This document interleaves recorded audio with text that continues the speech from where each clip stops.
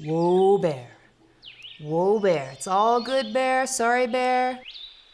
It's easy to be nervous about something you don't see every day. But when it comes to bears, the reality is that even in the Yukon, you probably won't accidentally run into one. And being prepared will allow you to enjoy our Yukon spaces without any bear blunders. In this video, we're going to talk about bear safety basics.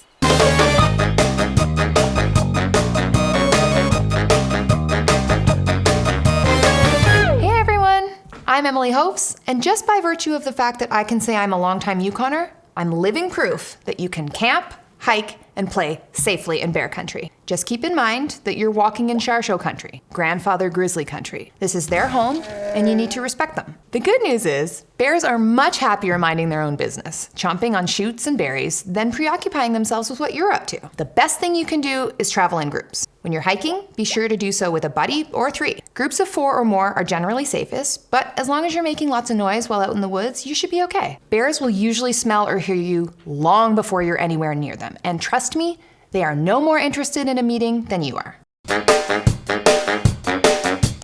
Yukoners tend to have their own specific bear calls they like to use in the woods, and mine goes something like, whoop, whoop, whoop, whoop, whoop, whoop. Professional, semi-professional. If you do surprise a bear, or one approaches you, do not run.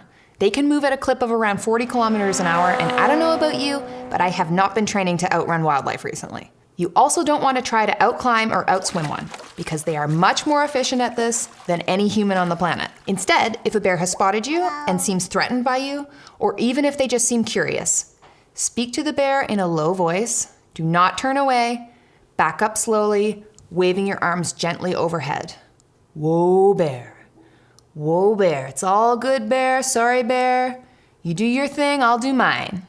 The only time you should react aggressively is if a bear charges you. If that happens, bear spray is your best bet. Keep a canister with you in easy reach at all times when out in bear country, and make sure it's not expired before you head out. I like to wear mine in a holster across my hips like this, like a fanny pack, for ultimate peace of mind. These little canisters will shoot a stream of pepper spray 10 meters, or about 30 feet. It's available all over downtown Whitehorse and other places in the territory for about $60 a can. If you've never used it before, check in with Conservation Services at Government of Yukon to find out about info sessions and opportunities to safely spray in a controlled environment. That way, if you do have to use it, it won't be your first attempt. It's not something you want to feel flustered with. In the meantime, you can also check out the video in the description box below for a bear spray demonstration video.